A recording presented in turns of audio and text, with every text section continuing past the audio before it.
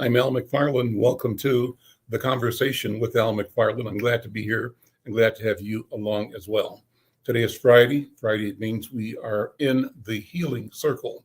And as always, we promise and deliver what we call robust conversation. We thank you for participating. We want you to let your friends know, your colleagues know that we are live right now. Use your social media and send a tweet or a post, make a phone call, send a text, and let somebody know that we're going to have a great conversation in this hour and in the healing circle. Before we begin, I want to remind and invite you, the viewers on our channels, our platforms, to support this work by becoming a subscriber. You do that by going to YouTube /Insight News MN and simply subscribe, like, and share. We're well north of 500. Our goal is to get 1,000 subscribers, and then we'll keep going from there. But we have to do it one subscriber at a time. Your subscription is the one that matters right now. Please subscribe and tell somebody, bring somebody else as well. Well, I want to begin, as we always do, welcoming our co-hosts, my partners in this, Dr. Bravada Garrett Akinsanya, who heads the African American Child Wellness Institute and Break-ins Consulting and Psychological Services. He's the principal there. And Dr. Oliver Williams, who's a professor of sociology at social work, right, at the University of Minnesota. And the three of us have just a wonderful gathering talking about anything having to do with health and wellness every week. And we bring in special guests who bring their perspectives, their stories, their narratives. And we hope that the doing of this is part of the healing process. Well, before we begin and bring in our special guest, Cheryl Thomas, who is the founding director of an organization called Global Rights for Women. We'll hear her story and engage her on this work of healing around the globe. Before we do that, we always begin with a protocol. So I welcome my leader, Dr. Bravada Garrett Akinsanya. Dr. B, how you doing? Good to see you as always. I'm happy to see you today and just excited about our guest and our topic of dealing, especially with safety and support of women's issues. Today, we're going to start like we always do every Friday when we have Healing Circle. We begin by just deeply breathing and preparing ourselves to be open to the universe to give us health, wellness, prosperity, hope, peace, and freedom.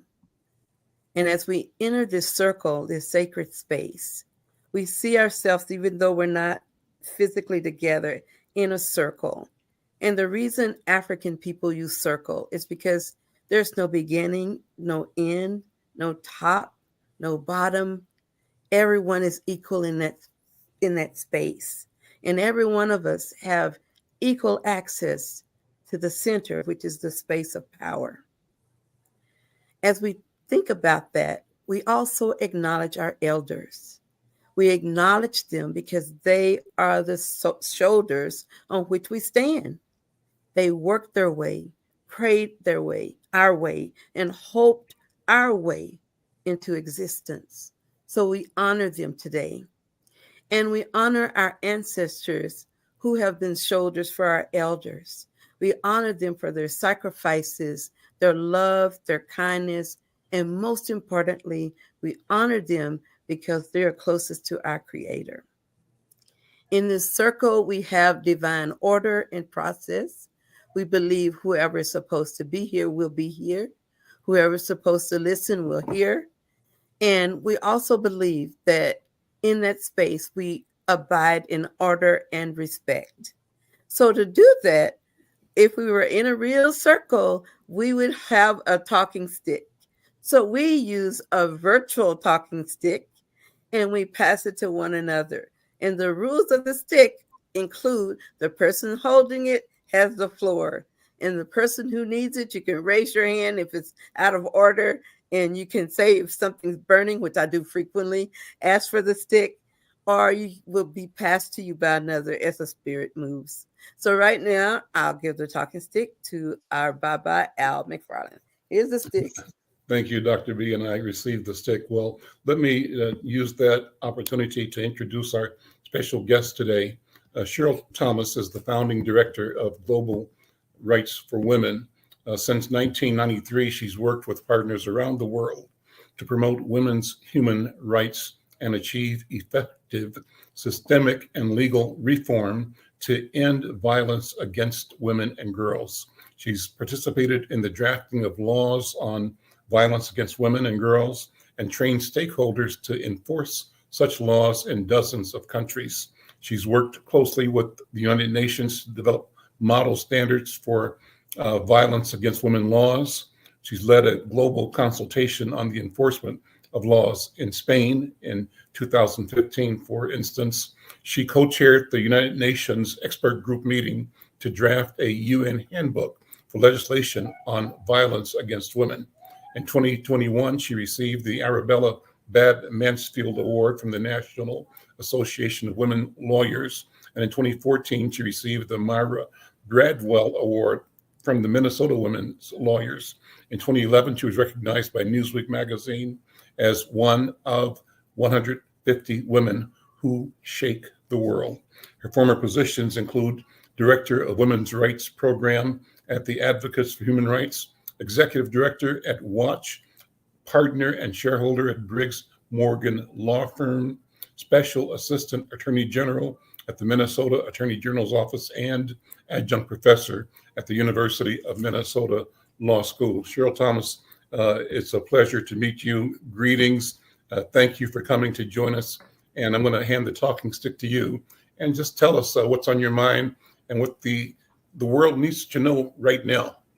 Oh, thank you so much, Al. It's such an honor to be here. I really appreciate the invitation. And, you know, it's interesting that you probably know this, but maybe some of your guests do not, that this week is the part of the 16 days global campaign to end violence against women and girls. Wonderful. Yeah, I'm seeing nodding heads.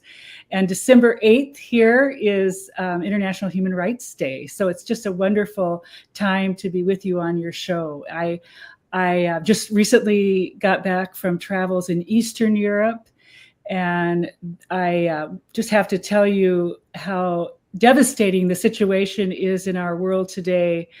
I always come back from meeting with our partners and allies around the world just so inspired with hope and kind of a common vision for a different world that we know we can achieve, and one that's equal, more healthy, more productive for everybody. So thank you again for having me. Well, take the time to talk about your work and the status of your work, the report that you want to give to community about where we are and where we still must go. Okay. Yes, absolutely.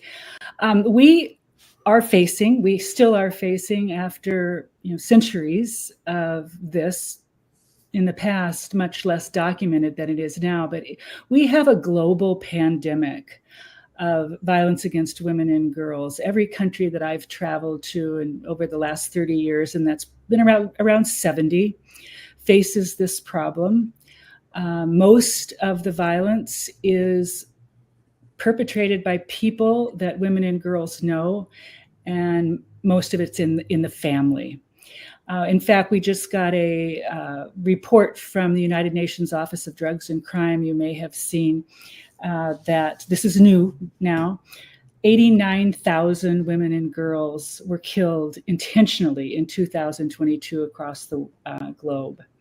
So, that's just on average, that means more than 133 women or girls were killed by someone in their own home every day. And those statistics still make me very emotional. It's such a hidden pandemic.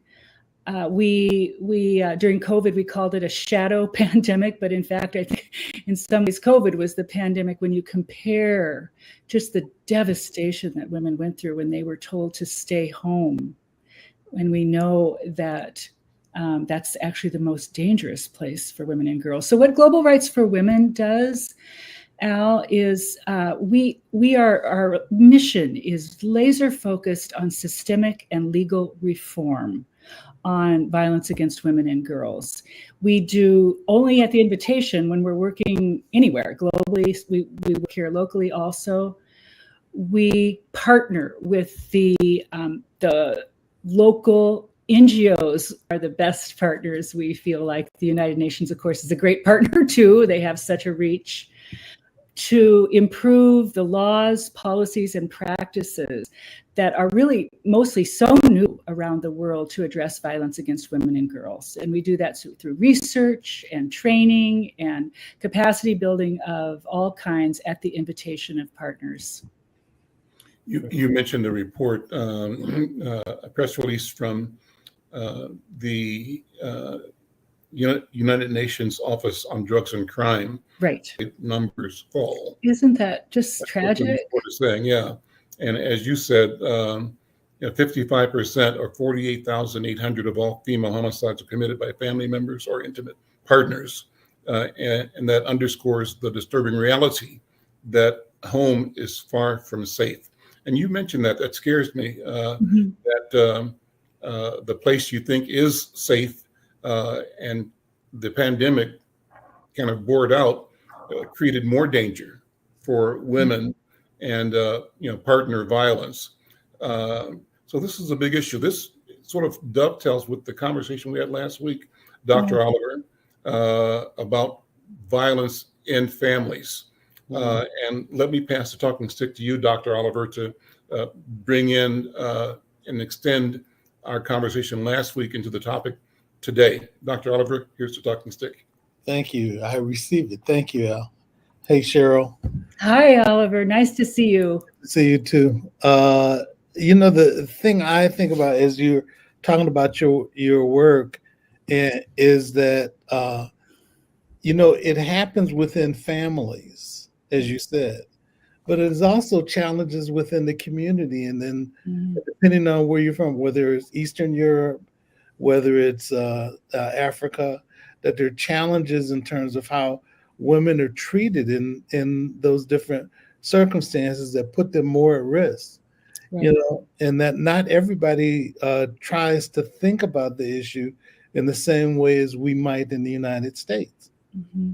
And it's been interesting to me in some of my travels that, I remember back in the day, and I'm talking years ago, where when people had conversations about intimate partner violence, oftentimes women wondered what their role was in influencing it. And family therapy ended up treating domestic violence as though it was interactional. You could negotiate it. Yeah. And you could never negotiate it. No. And the person that does the violence is 100% of the violence. I was lecturing at Kenyatta University, and I got a lot of questions from young ladies that were in the audience, and they were wondering what their role was in causing it. And, I had to go back to what we talked about in the early days of the field, where it says for the person that does the violence is 100% responsible for the violence. Thank you for that, Oliver. Thank you for saying that. and so we have to rethink how we deal with it. And even in same-sex relationships. Absolutely. So we have to be able to look at the person that initiates the violence, the primary aggressor. That's 100% responsible for that. After you get past the violence, then you can negotiate the relationship. Exactly, Oliver. People don't know that you have to address that and rethink it. And, those have been things that we've been trying to evolve around. Yeah. Over the years. So I appreciate your work. Oh, thank you. That's so insightful. I just so appreciate your saying that. Okay for me to respond here, Al? Go ahead. He's passing the talk stick back to you. Yeah. Okay. Yeah. So I was just going to say, I just mentioned I was in Eastern Europe, and I was in a meeting there with, this is so true what you say, that women are expected, there's still some kind of, whether you call it blame or some role or something that is put on women who are victims of violence to somehow stop it, negotiate it. And there's such an inclination to do mediation all around the world. We see that here too. And that just doesn't recognize this entrenched power imbalance between a survivor of violence, a victim of violence, and her aggressor. And I say her because, when we were talking about intimate partner violence, it's mostly women. But that is still such a misunderstanding around the world, that there has to be, I just feel like we as a global community everywhere have to recognize these global entrenched inequalities, one of which is patriarchy and the identification that so many men are kind of socialized to believe that power and control define them. And you've said all this long before I have, Oliver, define their masculinity. And there's so much room for growth about just understanding that social dynamic that underlies, I believe, this global pandemic of violence against women and girls. Yeah, absolutely. Let me take a second to sort of lay out Dr. Williams' credentials here as well. I mentioned he's a professor at the School of Social Work at the University of Minnesota, Twin Cities, but he was also the executive director of the Institute on Domestic Violence in the African American Community from June of '94 to September of 2016. He served as the project director of the African Immigrant and Domestic Violence Initiative from 2010 to 2016, and the Safe Return Initiative that addressed prisoner reentry and domestic violence from 2003 to 2016. Oliver's an icon in the field for all of us. Directed African American Domestic Peace Project, and that works with community leaders in 12 cities across the U.S. It worked with leaders in 12 cities across the U.S. He worked there between 2008 and 2018, and he's worked in the field of domestic violence for more than 35 years. He's a clinical practitioner working in mental health, family therapy, substance abuse, child welfare, delinquency, domestic violence, and sexual assault programs, and has worked in battered women's shelters, developed curricula for batterers, intervention programs, and facilitated counseling groups. And so that's why this conversation is so rich and so important. There's such a wellspring of knowledge at this table right now. Let me bring one more voice into the conversation, and that's Cheryl LaChapelle. Cheryl, how are you? Cheryl is a nurse practitioner with a variety of arenas of nursing expertise, but she's also an entrepreneur and a guiding light, a political activist in our community. Cheryl, how are you? I am fine. Thank you for inviting me. Hello, everyone. Hello, Cheryl. Hello, Cheryl. So nice to meet you. Cheryl, weigh in on the general topic here, and that is creating structures, legal structures, and more to protect women, to recognize that the problem is the perpetrator and that there's a need for addressing that problem. I want to, before we leave, Cheryl, I have you and all of us talk about this question of patriarchy and the question of the assumption and the training of men to think that women are property and that they have a right, that it's actually their duty. And some men probably feel they are failing if they don't act in what they perceive, I think, misconstrue as some kind of divine instruction to treat their children, and particularly women in their lives, like they treat other non-human things that they possess. Cheryl, passing the talk to you. Thank you. My perception of this and belief system is, I agree, the patriarchy that controls society and has always still exists. And anything happening to a woman is most possibly her own fault. What did you do? Were you dressed inappropriately? Were you flirting with him? You knew that man was unavailable. Why did you do that? Why did he have to correct you? Why were you being so loud and disrespectful to him? It's always our fault.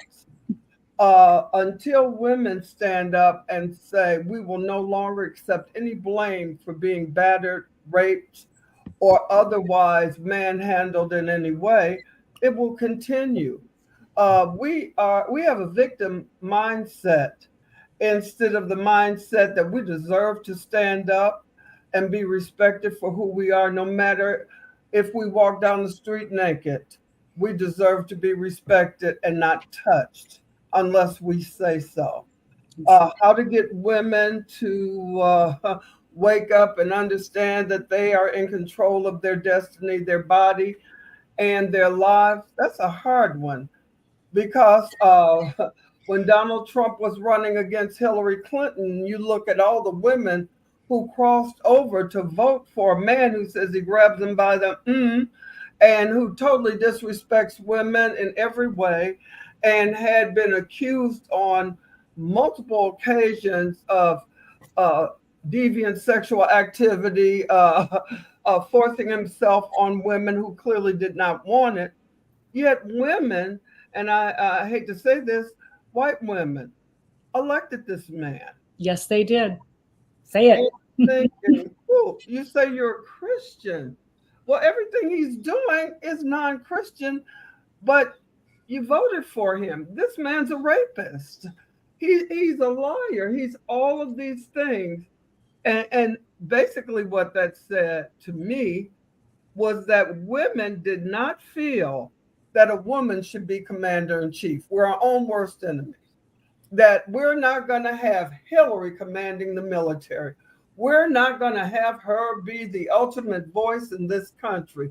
Whereas most of Europe and countries in Africa have had women as presidents, chancellors, and whatnot. Germany, Merkel, she's great. We had two in England and other things, Holland. So what's wrong over here that we as women don't respect ourselves, don't love ourselves, and don't think we are leaders or deserve to lead or can be trusted? Because in essence, we've been leading all along our children. Exactly. We raise these people to disrespect us, those who do. But we have always operated behind the throne. It's time for us to be on the throne. So I'm going to pass the talking stick back to Cheryl. Oh, I could not agree with you more, Sherlyn. I often think, as you were talking, I often think these systems of oppression are so connected. You think about obviously racism, misogyny, sexism, autocracy. Yes. The idea that your introduction was so beautiful, Al. This circle, and in the center of it is power and the human spirit in all its forms. That's what we have missed. We have allowed this to happen, for whole populations to be subjugated. And we're socialized that way. I mean, I think, Sherlyn, I'm a product of the patriarchy in some ways, as much as my male family members. I was taught to stand behind. This is, I'm an older woman. I think we've made a ton of progress around the world this way, but we have so far to go. And I will tell you, I raised my 3 sons to be what I think are better feminists than me, because they were born, they have it in their very bones. We can do this. We can do it on an individual basis, and we can spread that to our communities and globally. Holding in our hearts exactly what you said, Al, I think is that center, that circle, rather than the triangle of power. Mm-hmm. Absolutely. Who do you want to pass the talking stick to? Oh, well, then I get to pass it. Okay, I want to hear what. let's So, hear what Oliver has to say about all that. No, I agree with you a ton. And I think about this issue and the way that we sort of have to evolve and grow out of it. But there, if we want to talk about something current, I think about that situation of the woman in Texas Oh, that and the attorney general. What's wrong with him? Sonia and I had an incident where Well, take a minute, Oliver, and talk about the Texas story. Don't leave us. yeah, some people Let might. us know what that means. Yeah. there's a woman who is pregnant and she wanted the child, yes. but the child's health is the fetus's health is not good, and as a consequence, she's going to lose the child. But in addition, her life and her capacity to be able to have children in the future are going to be affected by that. And the attorney general in Texas decides that what he wants to do is to hold any physician that tries to give her aid is going to have a legal consequence if he provides any response to her well-being. Years ago, God blessed us to have our son Samuel, and Sam is now 32. But many moons ago, when Sonia and I were trying to have children, we dealt with reproductive challenges, and God blessed us with Sam, and so we had Sam was in preschool, and there was something called fifth disease. Mm. We had never heard of it before. Mm-hmm. But it's something that can happen. It's like you've got 5 diseases, chicken pox, measles, mumps, etc. And so this fifth disease was the 5th disease that you could have. So Sam was in preschool. Sonia went to pick him up, and then we stopped hearing the heartbeat of the baby. And as a consequence, we found out that Sonia had to wait a few weeks before she could go in and see the doctor because she didn't want to expose other pregnant women to what she had. Well, Sonia had to have a procedure because the baby had died in utero. And so to have that procedure would be the same thing that Sonia needed to go through to be able to deal with the challenge. But with this child, they knew that this woman's child in Texas was not going to survive, and she wanted to have the procedure rather than having to wait weeks and weeks or to deal with consequences, medical complications associated with it. And so as I think about it, I just think that the attorney general should just shut up and get out of the way. And, to me, I'm thinking if you don't know much about it and doctors understand it and women understand what they're going through, shut up and get out of the way. And let those things that need to happen. Woman talked about the fact that she wanted to welcome a healthy baby child into the world. It wasn't an issue about using abortion as a birth control strategy. I mean, but it's a woman's choice, and so I guess I look at that, and then to me, that's another example of power and control. It totally, exactly. I'm sure Lynn and I agree about that. And that, so I just think that there's some places that we just don't need, as men, we don't need to be to try to suggest something for an ulterior reason, and to be able to export what we deem to be our power. The other thing is the fact that I've been in a relationship. Sonia and I've been married for almost 40 years. I'm not always the smartest person. There, oftentimes she is.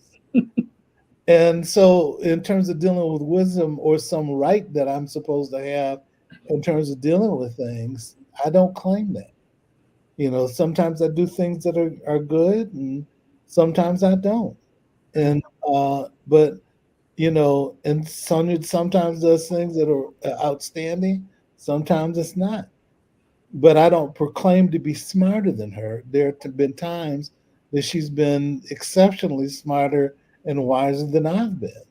And so and that's why I don't understand this notion of men supposedly being dominant, and they have the right to be dominant. And I keep talking about this, the misinterpretation of faith. Cheryl, did you ever meet Elizabeth Peterson? Oh, the name sounds familiar. I don't know for sure. Yeah, South Africa, and she has a South African Faith and Family Institute. Nice. She works with 9 different faiths in South Africa. And each one of them takes on the responsibility of certainly dealing with faith, but deals with child abuse and neglect, deals with violence against women. And in some communities, the faith leaders are the ones that have to reach out and try to intervene. And each community gets a chance to examine the faith. But we did this thing in South Africa, in Cape Town, where we had 9 different faiths there. And we had Jewish, we had 2 different sects of Islam, we had Christian, we had traditional South African faith and discussions and Christianity. And each one had a chance to go over the interpretations or misinterpretations of how some people direct themselves, Baha'i, direct themselves to be in control of circumstance, and how that was a misinterpretation. One of the things that I found fascinating was the fact that in Islam there was a group of faith leaders, Islamic imams, that ended up creating a play that talked about how people misuse faith to justify violence against women, but that's not what the Quran said. Absolutely. And that there are different ways that you can respond. And they, in the play, and it was a musical, they showed how they should respond correctly in dealing with the circumstance. And so I really appreciate that. But the fact that people are enlightened to be able to review the faith text and to examine the way that they're supposed to interact and be loving and caring to people, in their relationships, which is what God expects. It's so interesting how religion has been so often twisted into this authoritarian tool in so many ways. Yeah.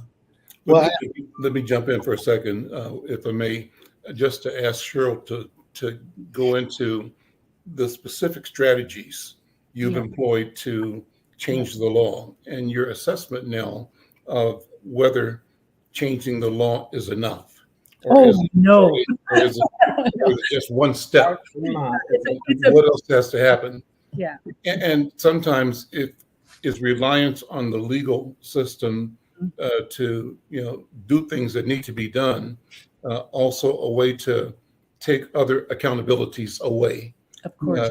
So go into that and maybe talk about the specifics of your work in different places. Yeah, and we've seen that here in Minneapolis, as we also painfully know how the criminal justice system has been abused to brutalizing people of color. So let me just say that right off. So absolutely, the law can be manipulated, abused. I do feel that we have suffered globally for lack of very clear, strong human rights-based laws that prohibit violence against women, domestic violence, and sexual assault are the most common forms of violence against women around the world. And I think the lack of those laws, just really in the last 20 years, we've seen those proliferate around the globe, thankfully. They need to be very carefully monitored for not only the effectiveness in their meeting their goals of victim safety and offender accountability, but also monitoring for abuse of those laws against vulnerable populations. So it's really interesting. I'll say this because I think lots of people don't know it in Minnesota, that Minnesota has an incredible, Oliver does, he was part of it, he is part of it, an incredible legacy on systemic reform and legal reform on violence against women and girls. The first shelter in the country, possibly the world, opened in St. Paul in 1972. Some of the first laws prohibiting domestic violence and sexual assault were passed in Minnesota. Just right in the late 70s, the coordinated community response, which is a model, of award-winning global model now for the effective survivor-centered enforcement of laws. That was created in Duluth, Minnesota in the 80s. Yeah. So that, when you say, what's your methodology? When I left my, traditional practice of law and started volunteering at a human rights organization, which is now the Advocates for Human Rights, we looked around. Women's rights were not considered human rights. Violence against women, the most tolerated, extensive violation of human rights around the world, was not considered a human rights violation and not been articulated that way. So, we've been part of a global movement that's taken the tools that have developed in Minnesota, certainly, but in other places, and examined them and worked with partners to adapt them to their own community situation, led by survivor voices. Will this law work? They know best. Survivors know best. Mm-hmm. Families of femicide victims know best. We talk to those people at the front lines and adapt the tested tools we found useful here in the United States to respond to our partners' requests for expertise and experience from around the globe. Yep. So to the question of patriarchy, how do you see systemic global cultural change that moves us away from patriarchal systems that support and are sustained by violence in general, and violence against women in particular? Oh, that's a big question. That's a very big question. And patriarchy, let's just say, is well entrenched and now being supported by the proliferation of autocrats around the world. And we've seen that. You mentioned Donald Trump, Sherlyn, name, Orban in Hungary, and Modi and Erdogan, and on, the new leader of Argentina. And so we've got, we're having a backlash. I tie these systems of oppression all together. I mean, that's, we all know that they're intersectional. They feed on each other. Mm-hmm. And I think Oliver's story about what's happened in this kind of climate of autocracy and the grasping to power and the situation of women's entitlement to reproductive choice has also been sacrificed for that. That want to control women's bodies one way or another. That intense need just persists and has been growing in the last year. But you asked me, what's my vision? What's my hope? And it's the people, the leadership of individuals who are intrepid and persistent is also growing. I have, when I started this work 30 years ago, there were, and I started in the former Soviet Union, so there are 29 countries there. so little acknowledgement of the power that men maintain over women through violence. And now almost every country in that region have new laws, new leaders, new government, buy-in on ending violence against women and promoting women's human rights. When I was in Latvia just last week, they ratified the Council of Europe Convention on Violence Against Women. The government did. It was a huge breakthrough for not only Latvia, but as an example for the whole region. These things have a ripple effect that will require the government to modify their laws and the enforcement of them so that they are centered on women's safety and equality and offender accountability. We recently had an interview with one of the people that was responsible for creating Minnesota's Office to study violence against Black women and girls. Oh, yes. Mm-hmm. And that's a major step, I think, in the right direction. Let me pass the talking stick to Dr. B. We lost you for the technology for a second there, but glad to see you back. What are your thoughts, Dr. B? I have so many. They've just been flying through my mind as I was able to catch parts of the show. But I actually have a very big comment and question for Cheryl. For those of us who do this work, especially you who have gone to some really scary places speaking truth to power, I hope I didn't miss, how have you stayed safe? Oh, thank you for that, Bravada. And I don't always feel safe, running around the world, or even here, as a woman, we aren't safe. But as a human rights defender, we call them, there has also been a backlash against human rights defenders and women in particular, to scare them and threaten them from doing the work. I feel very fortunate that, our methodology is that we don't go anywhere where we're not invited. And that's core to our philosophy, because we can't, we need the local folks lead the way, and we offer our expertise, our solidarity, our training, all of that. So we're always hosted. I'm always hosted by a solid human rights leader of either in the NGO or United Nations or government community. So we all of our staff, when we go, we've got very strong connections right in the community, and I feel guilty sometimes about how careful they are about, you're gonna stay here, you're not gonna walk here, you're gonna do this. They know their community and how to keep themselves and their guests safe. How about, though, the cultural oppression, the oppression that is in the culture, in the air, in the media, the expectation?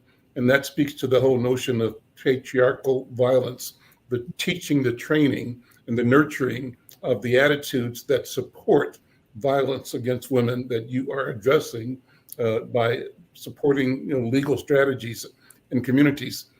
Does that violence pose a threat to your own health, your mental health, for example, or to all of us in ways that you have to acknowledge as part of the work that you do? Of course. I mean, we are living in a violent global culture. I don't feel any safer, seriously, going to the grocery store or a school or a movie theater here in this country. Talk about violence. Than I do walking down the street in Dushanbe or Manila or wherever else I am. I really don't. We're a very unsafe country. So that piece, is how I look at, our work. I have many of our partners saying, when my kids were in school, how do you send your kids to school in the United States? It's so dangerous. They're going to be killed. I'm speaking generally about violence. So, but yes, I think it affects us all just to be living in this culture of the growing grasping for power that so many, mostly men, are doing around the world on all levels. Mm-hmm. On all levels, the global, the national, the local, the in the home. It's frightening. It's I feel fortunate that I can do the work that I do because I have to do something. It's a path we cannot continue going down. Yeah. I want to talk and stick for a minute because one of the things that I think that I see the world as a Black woman in this skin, and even before it got as bad as it is now, I still was not safe. And I feel like there's a hierarchy for safety. One in which white-bodied women can go to a space that a Black-bodied woman cannot. And when we think about the shift in power, who's holding the power? White men. And I think white women must have felt much safer before they overturned Roe versus Wade. Because then that feeling that your civil rights could be violated and taken away, that they could once again control your body. My body as a Black woman historically has not been mine for 400 years. And the realization that they can change the law to take your body again is terrifying to me.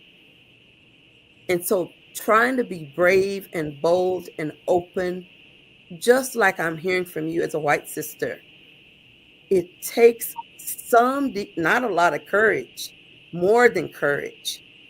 It takes soul sacrifice. You have to go deep in your soul and say, everything I value may be destroyed because I say don't, because I say stop, because I say it's wrong, because I say it's hateful. And I see you've managed to do that. And that is miraculous to me as I hear you bearing witness of those scary, gut-wrenching experiences of allowing and teaching other women, other communities to be courageous enough to speak truth to power, to have voice, knowing that generations rest on our shoulders. That's what I've just heard today. Oh, Pravada, thank you for that. You're absolutely, I'm so grateful for your making this really clear. Black women have insight into the issues of oppression like nobody else.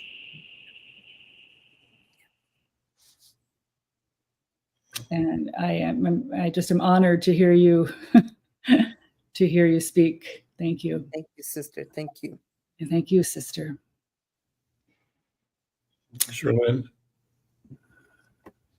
thoughts? Yes. Listen to Dr. B and Cheryl. I'll say there's one other thing. What's going on in Texas, I think it's great. I think it's fabulous. Why? Only something so terrible will make those women wake up and throw those people out who are legislating against them. It's got to really get bad before they get sick of it and take action. Otherwise, they're doomed to lose more and more of their autonomy because they have allowed this to occur. They have elected these scoundrels, and starting with the head scoundrel, Donald Trump, but they have elected these people who don't view them as people, as whole human beings, as anyone capable or empowered to make their own decisions. So until things get to the point where they say no, never again, it will get worse. Mm-hmm. So maybe we haven't reached the tipping point yet.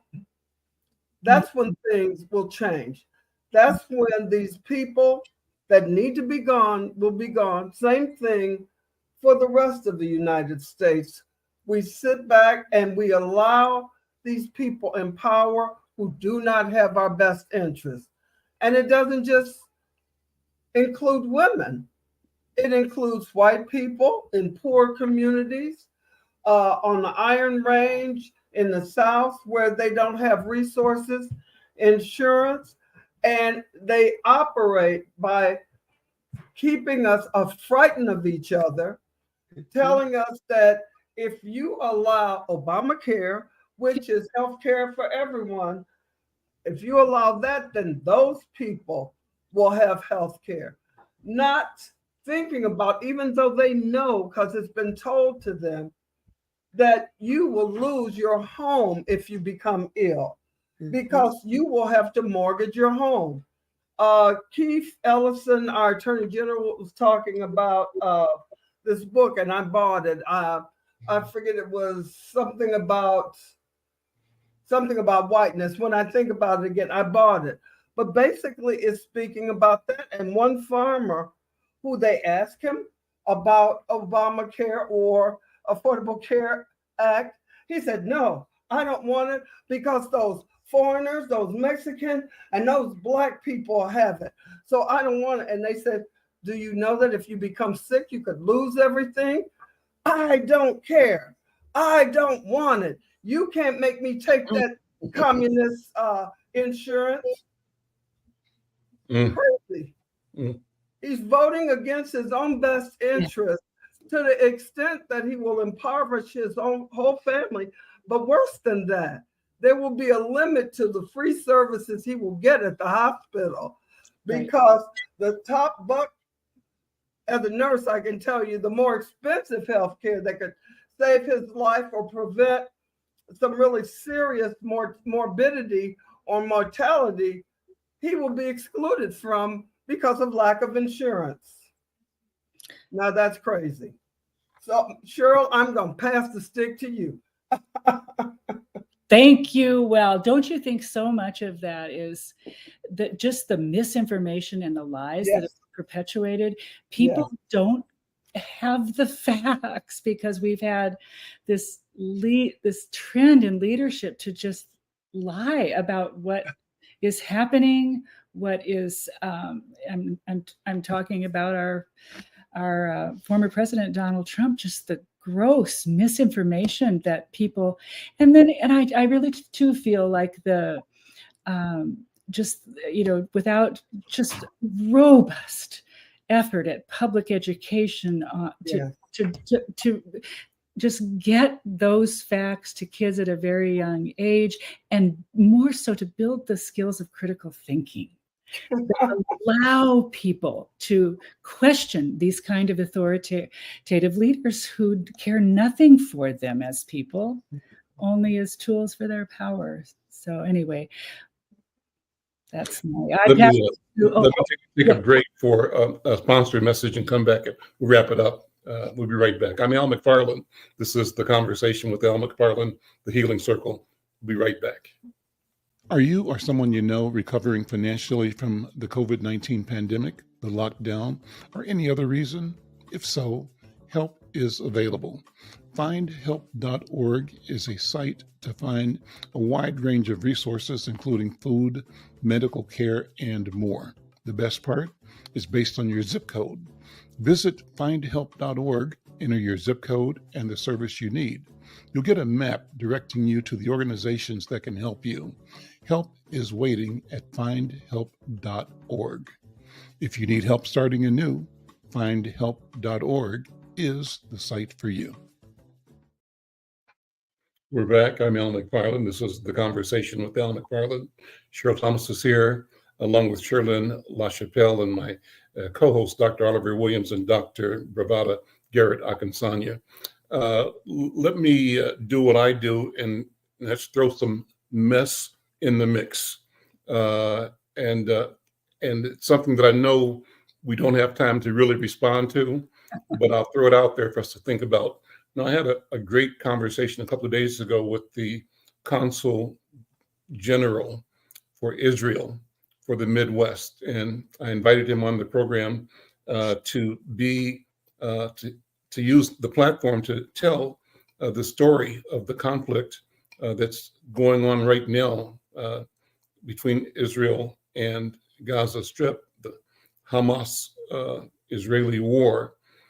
And my intent was to be a good listener, is to ask him to explain it and to not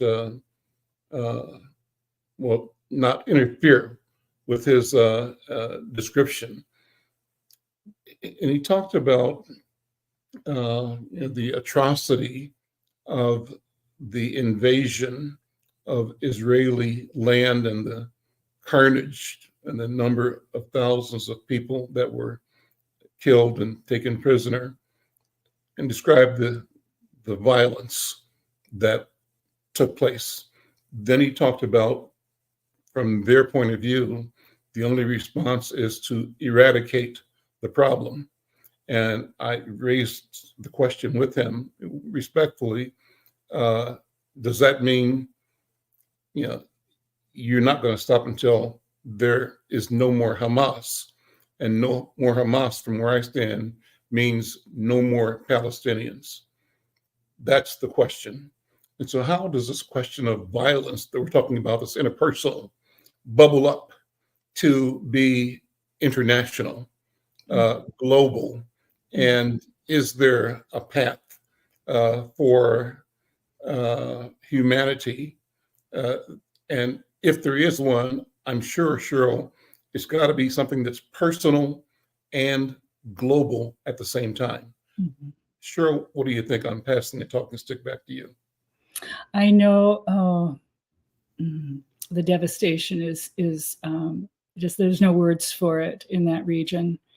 I always come back to, I'll put this right out there, the power of the feminine that's been lost in our world.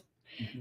And I just, that's my vision, is that if we can release women from the shackles that they've been bound by, and, that they're, women in the broadest sense of the word, anybody who, has those traditionally feminine, just draw to nurture and love and care, and that's my view, the only way forward.